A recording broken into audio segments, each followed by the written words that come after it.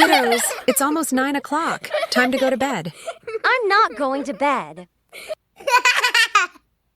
Today is Mommy and Daddy's anniversary. They won't be back until 10. I promised your mom I'd have you in bed by 9. Mom tells us bedtime stories every day. Story, story, story. Fine. I'm gonna count to 3, and if you come to bed, I'll tell you a story. 1.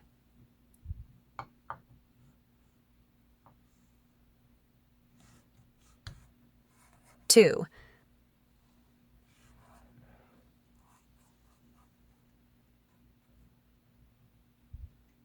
3. I made it. I'm on the bed.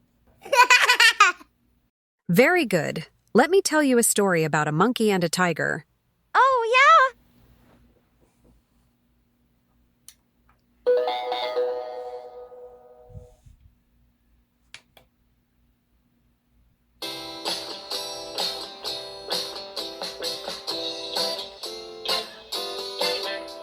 How the Monkey Tricked the Tiger. Once upon a time, the monkey made the tiger very angry. This story explains what he did to annoy the tiger and how the tiger tried to get him back. The monkey was sitting high up among the leafy branches of a mango tree, playing his guitar. The tiger passed that way and lay down under the tree to rest.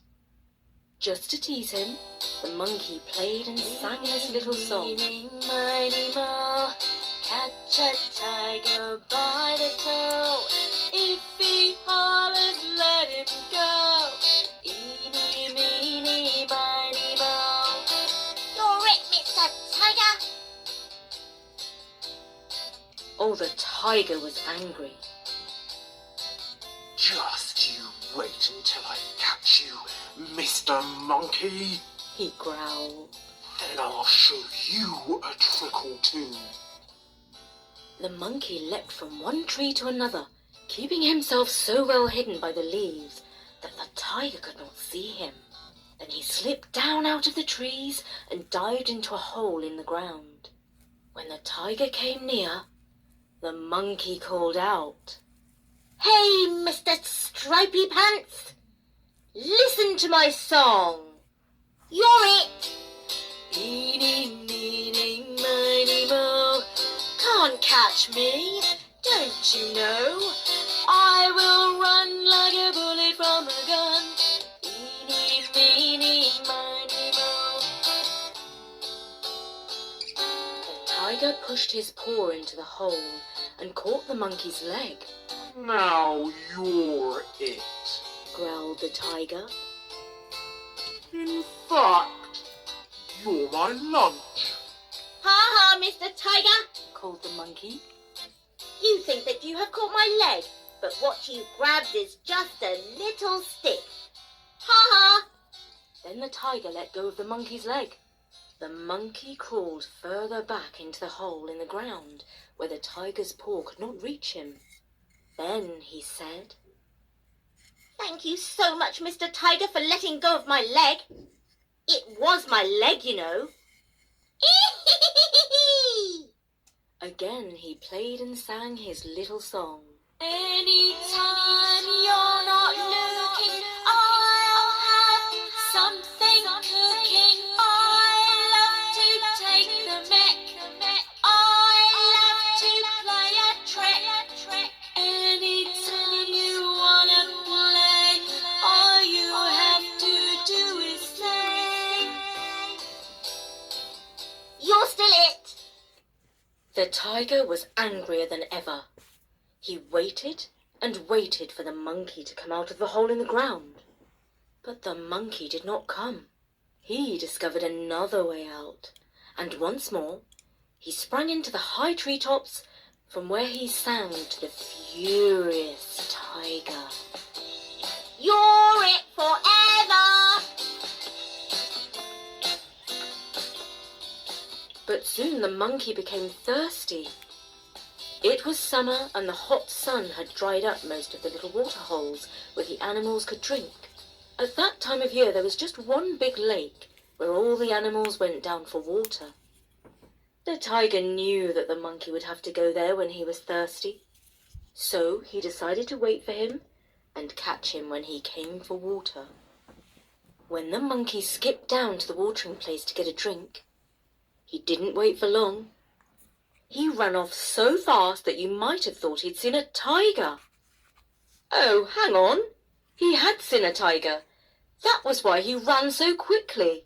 He waited and waited until he thought he should die of thirst. But the tiger did not leave the watering place for a single minute. The monkey thought hard. There must be some trick I can play. And at last he had an idea. First, he needed some honey. He didn't want to steal it from the bees in case they stung him. It was much safer to pinch honey from a person. But this required patience, something that he did not have a lot of. He climbed a tree that stood by the road, and then crawled along a branch that overhung the people who went along the road.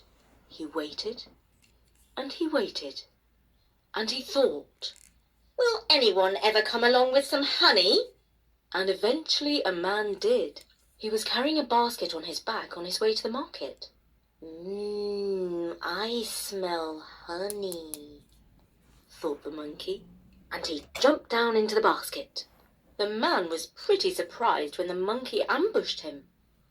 And he was even more shocked when the monkey sprang out of the basket, all covered in sticky honey. As he watched the monkey speeding away down the road, the man scratched his head and said to himself, "He must be up to one of his tricks." And he was right. The monkey used the honey to stick leaves all over his body. Now he was so well disguised, lying in wait. Fortunately, the tiger did not recognize the odd leafy creature. The monkey took a long, deep drink. He was so thirsty, and the water tasted so good that he waded further into the lake to take a cool bath. Very soon, the leaves came unstuck from the honey and floated away. When the tiger saw the monkey, he roared at the top of his voice. Hey, Mr. Monkey, I've seen you. You can't fool me. Get ready to be eaten. The monkey had to swim for his life. He was so badly frightened that he waited and waited a long, long time before he went back to the drinking place. At last, he thought of a new plan. It was like the first one, only better. He found a special tree and covered himself with resin, which is a super sticky goo that oozes out of the bark of certain trees. It's so sticky, it's stronger than the strongest super glue.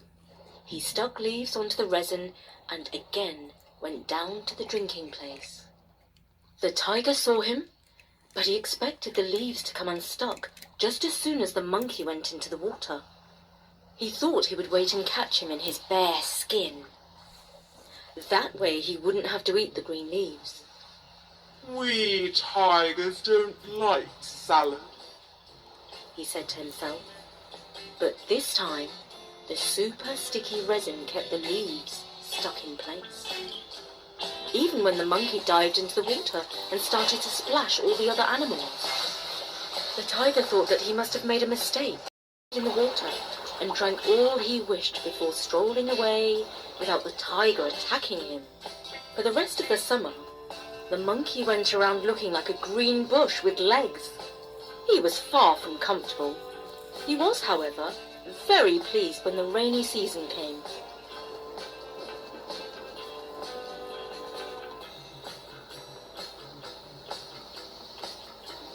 And there were plenty of places where he could drink safely. He finally pulled the leaves off himself.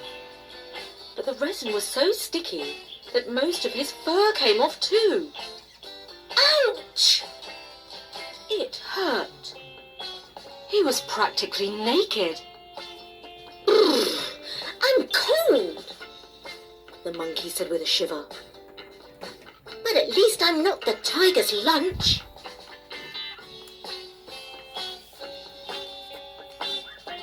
And that's the story of how the monkey tricked the tiger.